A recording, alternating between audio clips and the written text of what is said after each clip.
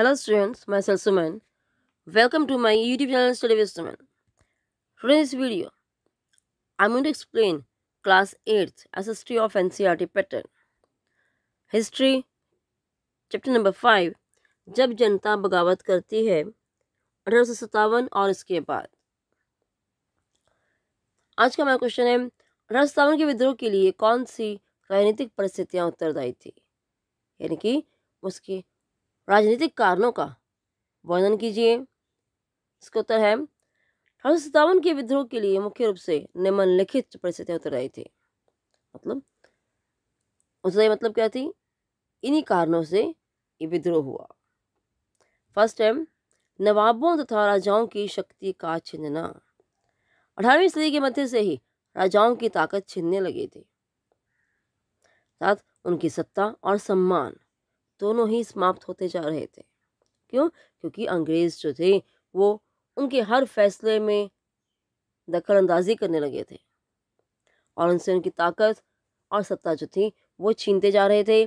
सहायक संधि के अंतर्गत बहुत से शासकों के दरबारों में अंग्रेज रेजिडेंट तैनात कर दिए गए थे। क्या मतलब है इसका?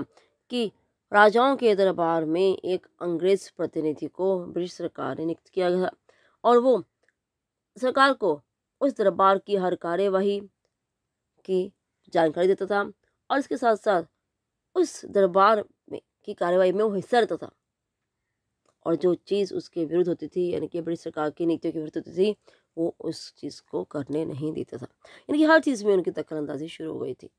अब इससे क्या थे, जो शासक थे, जो राजा थे, उनकी स्वयं की जो आज़ादी थी वो कम होती जा रही थी क्योंकि अंग्रेज़ों का इसमें दखल शुरू हो चुका था। उनकी सेनाओं को भंग कर दिया गया था, यानी कि अंग्रेज़ों ने अपनी इच्छा अनुसार थी उनकी सेनाएं जो थी बनानी शुरू कर दी थी। उनके राजस्व वसूली के अधिकार और इलाके एक एक करके छीने जा रहे थे। अलग अलग नीतियों के अंतर्गत अंग्रेज सरकार जो थी, जो वो लगान और राजस्व बाकी जनता से, यानी कि अपनी स्थानीय जनता से वो वसूल करते थे, उन सब पर भी अंग्रेज सरकार अपना अधिकार करती जा रही थी। झांसी की रानी तथा राणा साहेब की मांगों को ठुकराया जाना। बहुत से स्थानीय शासकों ने, स्थानीय कहते हैं लोकल, जो उसी क्षेत्र के होते हैं, अपने हितों की रक्षा के लिए कंपनी के साथ बातचीत भी की, यानी कि उनसे बातचीत की कि आप हमारे में दखल ना दे। कुछ रकम तय कर दी गई उन्हें देने के लिए कर के रूप में। उदाहरण के लिए झांसी की रानी लक्ष्मीबाई चाहती थी कि कंपनी उनके पति की मृत्यु के बाद उनके गोद लिए हुए पुत्र को राजा मान ले। लेकिन क्या हुआ? कंपनी ने ऐसा कुछ नहीं किया। कंपनी ने किसी भी दत्तक पुत्र को राजा नहीं माना, चाहे वो कोई भी राज्य था। जिस भी राज्य के राजा के मृत्यु के बाद अगर से कोई संतान नहीं होती थी तो गोद लिए हुए पुत्र को अथवा किसी रिश्तेदार के पुत्र को भी वो राजा नहीं मानती थी। इसी प्रकार पेशवा बाजीराव द्वितीय के दत्तक पुत्र नाना साहिब ने भी कंपनी से आग्रह किया कि उनके पिता को जो पेंशन मिलती है वह उनके मृत्यु के बाद उन्हें मिले। लेकिन क्या हुआ? अपनी शिष्टता और सैनिक ताकत के नशे में चूर कंपनी ने इन निवेदनों को ठुकरा दिया। तथा किसी भी बात को कंपनी ने नहीं माना। क्यों? क्योंकि उन्हें हर चीज़ को, यानी कि हर राज्य को अपने साम्राज्य में मिलाना था और अपने साम्राज्य का विस्तार करना था। इसके लिए उन्होंने किसी भी राजा की ऐसी कोई मांग नहीं मानी जिसमें उनका फ़ायदा ना हो। जिसमें फ़ायदा था, लेकिन उसमें अपनी नीति के अंतर्गत अपनी शर्तों के आधार पर उन्होंने उन चीज़ों को माना, अधिकतर मानों को उन्होंने नहीं माना। अवध का अंग्रेजी साम्राज्य में विलय। 1801 में अवध पर एक सहायक संधि थोपी गई। थोपी गई मतलब अंग्रेजों ने जबरदस्ती उस पर यूज़ किया और 1856 में अंग्रेजों ने उसे अपने कब्जे में ले लिया, यानी कि अपने अधिकार क्षेत्र में ले लिया। गवर्नर जनरल डलहौजी ने यह बहाना बनाया कि रियासत का शासन ठीक से नहीं चलाया जा रहा है। शासन को सही ढंग से चलाने के लिए उसे अंग्रेजों के अधीन करना आवश्यक है। अगला है कंपनी द्वारा मुगल शासन की समाप्ति की योजना। कंपनी ने मुगलों के शासन को अंत करने की भी पूरी योजना बनाई थी। इसी कारण कंपनी द्वारा जारी किए गए सिक्कों पर से मुगल बादशाह का नाम हटा दिया गया। जो भी सिक्के जो मुद्रा होती थी वो जारी होती थी, उस पर उस राजा का नाम होता था या उसकी फोटो होती थी, उसका चिन्ह होता था, राजसी चिन्ह होता था, भाई ये मुगल बादशाह है या किसी और राजा की मुद्रा है, सिक्के हैं। तो वहाँ से क्या किया, कंपनी ने उन सिक्कों पर से शासकों का जो नाम था मुगल बादशाह का नाम हटा दिया। 1849 में गवर्नर जनरल डलहौजी ने घोषणा की थी कि बहादुर शाह जफर के मृत्यु के बाद उनके परिवार को लाल किले से निकालकर उसे दिल्ली में कहीं और बसाया जाएगा। मतलब हर प्रकार से अंग्रेज जो थे पूरी तरह से भारत को अपने क्षेत्र में करना चाहते थे। इसके लिए उन्होंने राजाओं का शोषण किया, उन पर अत्याचार किया। 1856 में गवर्नर जनरल कैनिंग ने तो यहाँ तक कह दिया कि बहादुर शाह जफर आखिरी मुगल बादशाह होंगे, यानी कि उसके बाद जो दिल्ली है या उसका जितना भी क्षेत्र है, मुगल साम्राज्य है, वो पूरा का पूरा अंग्रेज साम्राज्य के अधीन हो गया था। उनकी मृत्यु के बाद उनके किसी भी वंशज को बादशाह नहीं माना जाएगा, उन्हें केवल राजकुमारों के रूप में ही मान्यता दी जाएगी। इसलिए ताकि वो आगे जाके बादशाह न बन पाए और उनका जो साम्राज्य है, किसका, मुगल बादशाह का साम्राज्य, वो अंग्रेज साम्राज्य में मिल जाए और अंग्रेज उस पर अपना अधिकार कर ले। हम बात करेंगे 1857 में मेरठ से आरंभ हुआ विद्रोह दिल्ली तक कैसे पहुंचा। 29 मार्च 1857 को बैरकपुर में युवा सिपाही मंगल पांडे को अपने अफसरों पर हमला करने के आरोप में फांसी पर लटका दिया गया। कुछ दिन बाद मेरठ में तैनात कुछ सिपाहियों ने नए कारतूसों के साथ सैन्य अभ्यास करने से इनकार कर दिया। क्यों? क्योंकि उन्हें लगता था कि उन कारतूसों पर गाय और सूअर की चर्बी का लेप चढ़ाया गया है। 85 सिपाहियों को नौकरी से निकाल दिया गया और उन्हें अपने अफसरों का आदेश न मानने के आरोप में 10-10 साल की कैद की सजा दी गई।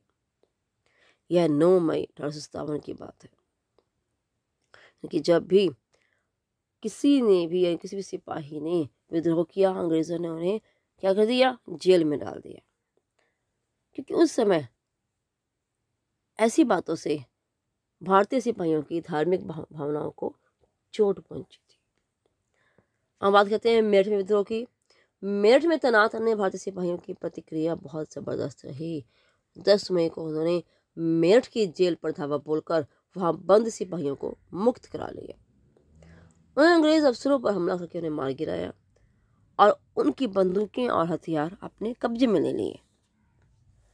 अंग्रेजों की इमारतों तथा संपत्तियों को आग की भेंट चढ़ा दिया गया। यानी कि क्या किया उन्होंने, उन सब ने अंग्रेजों के विरुद्ध जो था अपने हथियार उठाए और जितने भी अंग्रेजों की इमारतें थी, जितनी भी संपत्ति थी, उन सबको आग लगा दी। क्योंकि क्रोध जब उन्हें आया तो उन्होंने भी अंग्रेजों के खिलाफ जो थी पूरी कार्यवाही की। उन्होंने फिरंगियों के विरुद्ध, फिरंगी मतलब अंग्रेजों के विरुद्ध युद्ध का ऐलान कर दिया। सिपाही पूरे देश में अंग्रेजों के शासन को समाप्त करने पर तुले हुए थे।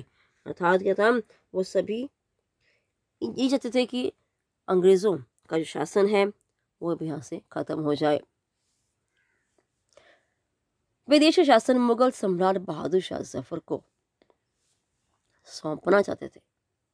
यानी कि वो दोबारा से ये चाहते थे कि उनका जो बादशाह है, कौन बादशाह था उस समय, मुगल सम्राट बहादुर शाह जफर, वो उनका सम्राट बने और अंग्रेजों को यहाँ से निकाल दिया जाए।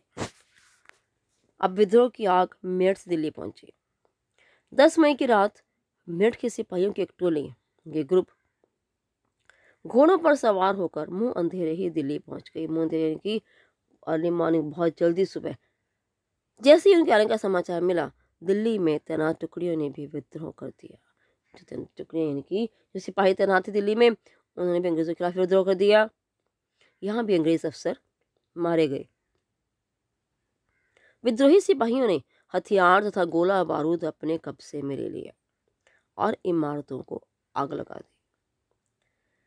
इसके बाद विजयी सिपाही लाल किले की दीवारों के आसपास जमा हो गए, यानी कि वहां इकट्ठे होने शुरू हो गए।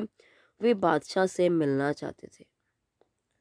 बादशाह अंग्रेज़ों की ताकत को जानते थे, इसलिए वे उनसे दो दो हाथ करने को तैयार नहीं थे। वो जानते थे कि अंग्रेज़ जो हैं उनसे शक्ति के मामले में बहुत ज़्यादा आगे हैं और वो उनसे जीत नहीं पाएंगे। परंतु सिपाही भी अड़े रहे। अंत में वे जबरन की जबरदस्ती महल में घुस गए और बहादुर शाह जफर को अपना नेता घोषित कर दिया कि अब वो हमारे नेता हैं, हमारे बादशाह हैं, उन्हीं की अगुवाई में, नेतृत्व में हम लोग जो है अंग्रेज़ों का खात्मा करेंगे, अंग्रेज़ों को यहाँ से बाहर निकालेंगे। विवश होकर, यानी कि मजबूर होकर बादशाह को सिपाहियों की मांग माननी पड़ी।